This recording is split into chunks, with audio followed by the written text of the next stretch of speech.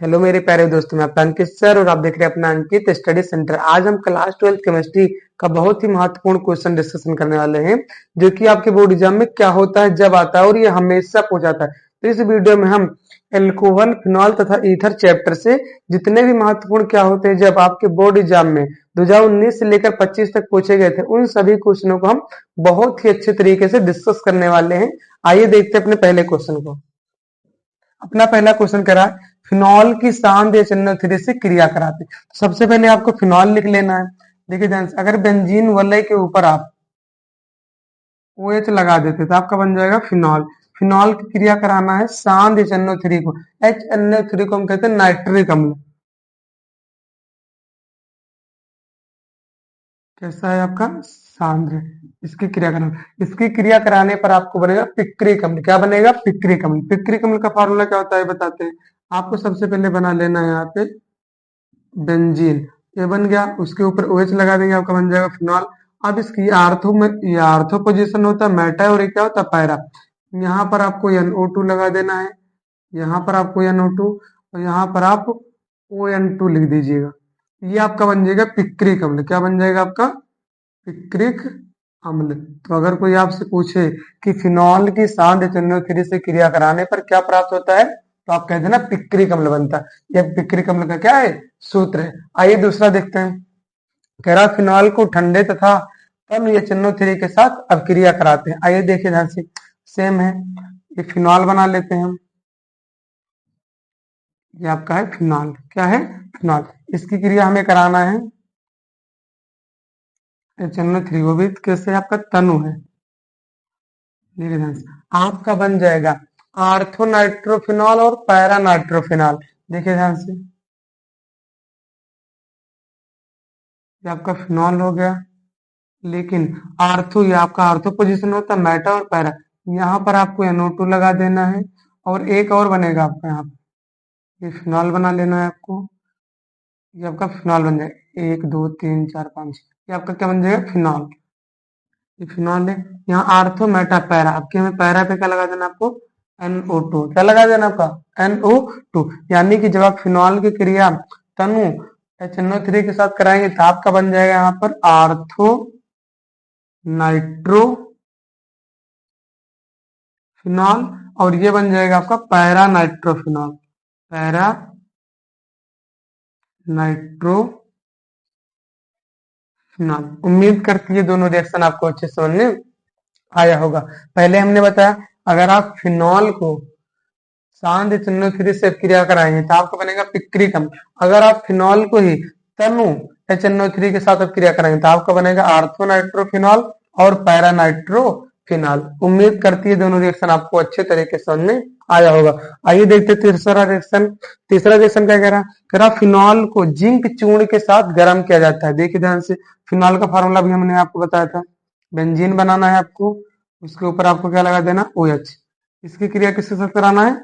Zinc चूर्ण। Zinc का formula होता है आपका Zn। क्या होता है? Zn। ये आपका क्या है? जिंक है, और ये आपका क्या है? फिनॉल है। क्या आपका? फिनॉल है। देखिए ध्यान से, इसको क्या करना है? गरम। ये डेल्टा मतलब गरम का सिंबल है। यहाँ से Zn और O आपका बना देगा यहाँ पर ZnO, जिससे हम कहते हैं जिंक ऑक्साइड। क्या कहते हैं? Zinc oxide. क्या कहेंगे भैया? Zinc oxide. और यहाँ पर आपका क्या बचेगा? बेंजीन। क्या बचेगा? बेंजीन।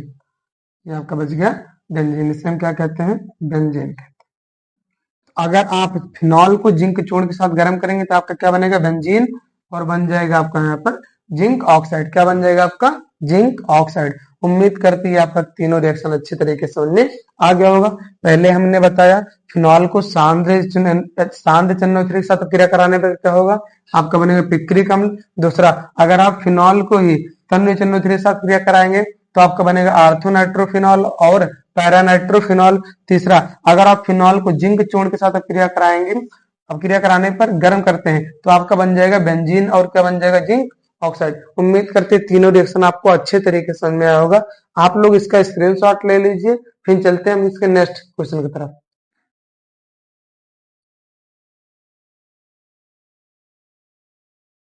आइए दोस्तों अपना चौथा क्वेश्चन देखते हैं। देखिए क्या कह रहा है चौथा क्वेश्चन। कह रहा डाई एथिल ईथर को एस्टिल क्लोराइड के साथ निर्जल AlCl3 की उपस्थिति में गर्म करते हैं। देखिए ध्यान से, सबसे पहले आपको लिखना डाई एथिल ईथर का फार्मूला। इसका फार्मूला होता है आपका C2H5O बॉन्ड C2H5। ये आपका डाई एथिल ईथर है। इसकी क्रिया आपको कराना एस्टिल क्लोराइड। इसका फार्मूला होता है आपका CH3COCl। ये आपका क्या, एस्टिल क्लोराइड। आप कमेंट करके बताना डाई एथिल ईथर का आईपीएससी नाम क्या होता है। किसके साथ, निर्जल AlCl3। आपका क्या है, निर्जल AlCl3। और क्या करना है आपको, गर्म करना है। क्या करना है, गर्म करना। देखिए ध्यान से, आपका क्या बनेगा यहाँ से C2H5 और Cl आपका बना देगा एथिल क्लोराइड C2H5Cl। ये C2H5 और ये Cl आपका बना देगा यहाँ पर एथिल क्लोराइड। क्या बना देगा,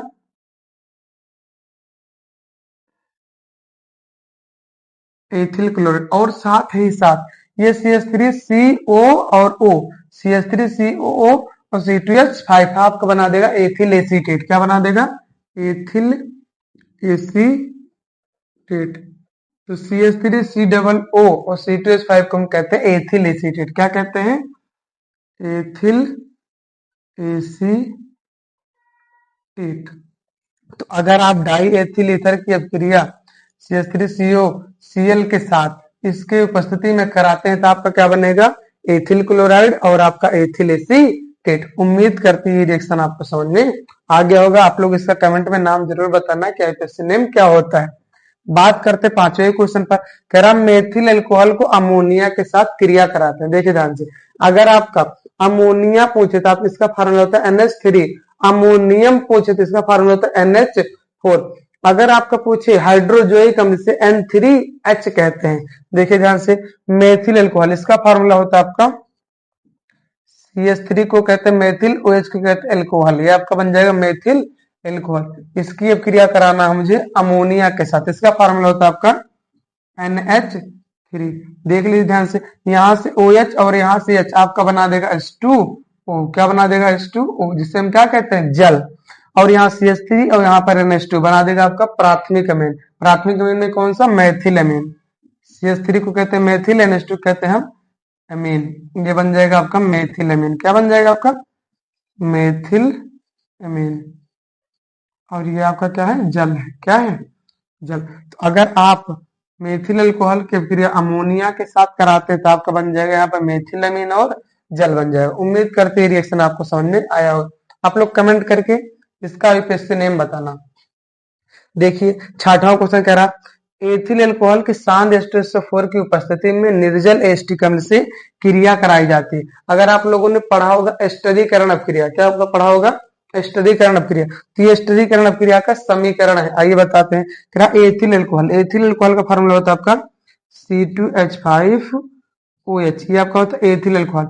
इसको किसके साथ कराना है, एस्टिक अम्ल। एस्टिक अम्ल का फॉर्मूला होता है आपका CH3COOH। वो भी किसके साथ, सांद्र H2SO4 की उपस्थिति में। सांद्र H2SO4 की उपस्थिति में ये आपका OH और H बना देगा आपका H2O। क्या बना देगा आपका H2O, जल। और यहाँ पर C2H5 और CH3C, इतने पार्ट को CH3C को हम कहते हैं एसीटेट। उसके साथ एथिल जुड़ जाएगा, बन जाएगा आपका एथिल एसीटेट। ये बन जाएगा आपका CH3COO C2H5। इसे हम कहते हैं एथिल एसीटेट। यही आपका क्या, एस्टर है। यही आपका क्या होता है, एस्टर। इसी को हम एस्टर कहते हैं। क्या कहते हैं, एस्टर। और ये पूरी अपक्रिया आपकी क्या कहलाती है, एस्टरीकरण अपक्रिया। उम्मीद करती है रिएक्शन भी आपको अच्छे तरीके से समझ में आ गया होगा। एक बार तीनों को फिर से बता देते हैं। सबसे पहले हमने बताया डाई एथिल ईथर को एस्टिक अम्ल के साथ निर्जल AlCl3 की उपस्थिति में गर्म करेंगे तो आपका बन जाएगा एथिल क्लोराइड और एथिल एसीटेट। दूसरा, अगर आप मेथिल अल्कोहल को अमोनिया के साथ अपक्रिया कराएंगे तो आपका बन जाएगा मेथिल अमीन। दूसरा, ये आपका स्टरीकरण अपक्रिया है। एथिल अल्कोहल को अगर एस्टिक अम्ल के साथ अपक्रिया कराएंगे तो आपका बन जाएगा एथिल एसीटेट, जिसे हम एस्टर भी कहते हैं। आप लोग से दूसरा सवाल पूछ रहे हैं, आप बताना एस्टिक अम्ल का आईपीएससी नेम क्या होता है। आप लोग इसका स्क्रीनशॉट ले लीजिए। फिर चलते हैं नेक्स्ट क्वेश्चन की तरफ, जो कि वेरी वेरी इंपॉर्टेंट है।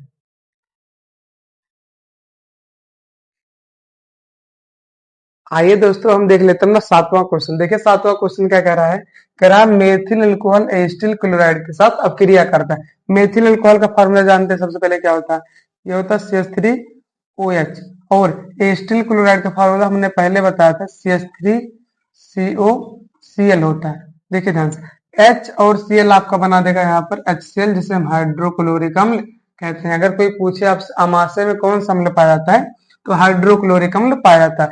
और बन जाएगा आपका यहाँ पर CH3 और CO और CH3 बना देगा आपका मेथिल एसीटेट। CH3COOCH3 से हम कहते हैं मेथिल एसीटेट, मेथिल एसीटेट कहते हैं। कोई दिक्कत? तो अगर आप मेथिल अल्कोहल की अपक्रिया एसिटिल क्लोराइड के साथ कराएंगे तो आपका बन जाएगा मेथिल एसीटेट और हाइड्रोक्लोरिक अम्ल। आइए देखते हैं, कह रहा एथिल अल्कोहल भिन्न भिन्न ताप पर H2SO4 के साथ अपक्रिया करता है, उपस्थिति में अपक्रिया करता है। ये इंपॉर्टेंट है, सबसे इंपॉर्टेंट है। देखिए ध्यान से, एथिल अल्कोहल का फार्मूला होता है आपका C2H5OH। इसको कराना है सांझ H2SO4 के साथ कितने डिग्री सेल्सियस पर, 100 डिग्री सेल्सियस पर। तब ये आपका बना देता है ethyl hydrogen sulphate, ethyl hydrogen sulphate, और साथ में बनता है आपका जल। इसे हम कहते हैं एथिल हाइड्रोजन सल्फेट। ये हाइड्रोजन लिखा है आपका, हाइड्रोजन सल्फेट, और इसे हम कहते हैं जल। अगर हम इसी एथिल अल्कोहल को शांत H2SO4 की उपस्थिति में या 140 डिग्री सेल्सियस पर अपक्रिया कराएंगे, तब आपका बन जाएगा उस कंडीशन में आपका यहाँ पर ethyl alcohol C2H5 ethyl alcohol, और साथ में आपका बन जाता है जल। देखिए ध्यान से, इसे हम कहते हैं एथिल अल्कोहल, जिसका एक नाम होता है एथेनॉल। एथेनॉल क्या होता है, एथेनॉल। अगर आप 100 डिग्री सेल्सियस पर गर्म करेंगे तो आपका बन जाता है एथिल हाइड्रोजन सल्फेट, और अगर आप 140 डिग्री सेल्सियस पर अपक्रिया कराएंगे तो आपका बन जाएगा एथेनॉल, जिसे हम एथिल अल्कोहल भी कहते हैं। आइए बात करते हैं आपके 9th क्वेश्चन पर। कह रहा एथिल अल्कोहल की वाष्प को Al2O3 पर 260 डिग्री सेल्सियस पर प्रवाहित करते हैं। देखिए ध्यान से, एथिल अल्कोहल का फार्मूला क्या होता है, ये होता है C2H5OH। देखिए ध्यान से, किसकी उपस्थिति में, Al2O3 कितने ताप पर, 260 डिग्री सेल्सियस पर। ये आपका बना देगा डाई एथिल ईथर। क्या बना देगा, डाई एथिल ईथर। इसका फार्मूला होता है आपका C2H5O, C2H5।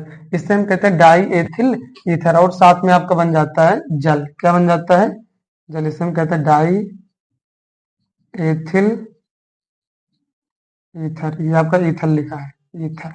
ये बना देगा आपका डाई एथिल ईथर और साथ में जल, और ये आपका क्या है, एथिल अल्कोहल। उम्मीद करती है तीनों रिएक्शन भी आपको अच्छे तरीके से सामने आ गया होगा। आप लोग इसका स्क्रीनशॉट ले लीजिए, फिर चलते हैं नेक्स्ट क्वेश्चन की तरफ।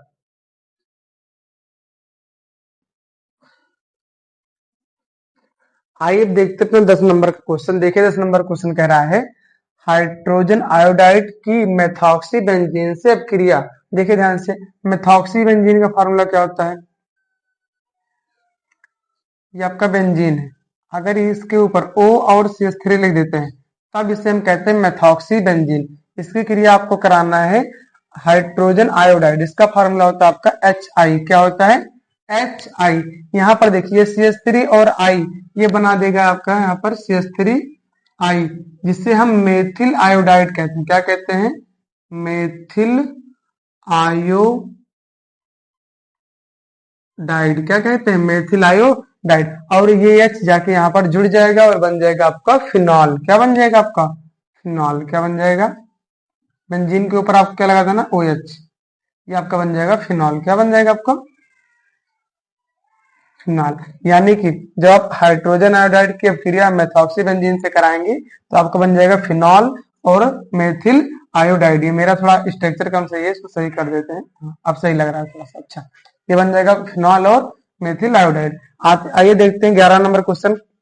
कह रहा एथेनॉल PCl5 के साथ अपक्रिया करता है PCl5 को हम कहते हैं फास्फोरस पेंटाक्लोराइड और PCl3 को कहते हैं हम फास्फोरस ट्राइक्लोराइड। देखिए ध्यान से, एथेनॉल का फार्मूला होता है आपका C2H5OH, इसे हम कहते हैं एथेनॉल, इसी को एथिल अल्कोहल भी कहते हैं। PCl5 के साथ मुझे क्या कराना है, क्रिया। देखिए ध्यान से, ये क्रिया करके C2H5 और Cl यहां बना देगा आपका एथिल क्लोराइड, और यहाँ P और O और Cl3 बना देगा आपका POCl3, और यहाँ पर एक H बचा और Cl आपको बना देगा यहाँ पर HCl। इसका नाम का आपका होता है एथिल क्लोराइड। क्या होता है, एथिल क्लोराइड। आइए देखते हैं आपका लास्ट क्वेश्चन कह रहा है 12 नंबर, पिरिडीन की उपस्थिति में एथेनॉल एस्टिक एनहाइड्राइड के साथ अब क्रिया करता है। देखिए ध्यान से, एथेनॉल और एस्टिक एनहाइड्राइड, एस्टिक एनहाइड्राइड का फार्मूला होता है आपका CHCO का होल टाइज O, ये आपका क्या, एसिटिक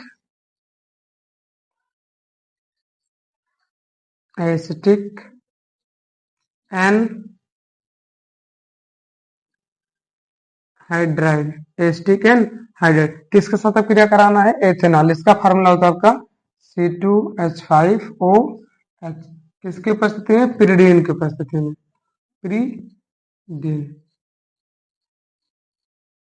ये देखिए आपका बना देगा आपका एथिल एसीटेट, क्या बना देगा, एथिल एसीटेट, और साथ में बना देगा आपका एस्टिक अम्ल, ये बना देगा CH3COO C2H5, इसे हम कहते हैं एथिल एसीटेट, और बन जाएगा आपका यहाँ पर एस्टिक अम्ल। क्या बन जाएगा आपका, एस्टिक अम्ल, इसे हम कहते हैं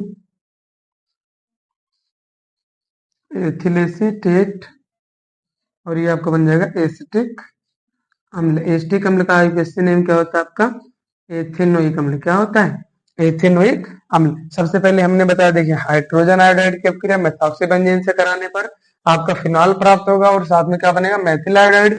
अगर आप एथेनॉल को PCl5 के साथ अपक्रिया कराएंगे तो आपका बनेगा एथिल क्लोराइड, और अगर आप एथेनॉल को एस्टिक एनहाइड्राइड के साथ क्रिया कराएंगे तो आपका बन जाएगा एथिल एसीटेट और एस्टिक अम्ल। उम्मीद करते हैं हमने जो आपको 12 इंपॉर्टेंट क्या होता है जब एल्कोहल फिनॉल ईथर से कराया, आपको अच्छे तरीके से समझ में आया होगा। और हमने आपसे जो क्वेश्चन कमेंट में पूछा था, आप लोग उसका जरूर रिप्लाई जरूर देना, और आपको जिस भी टॉपिक पर वीडियो चाहिए आप बताइए, उस पर वीडियो आ जाएगा। थैंक यू, बाय मेरे प्यारे बच्चों।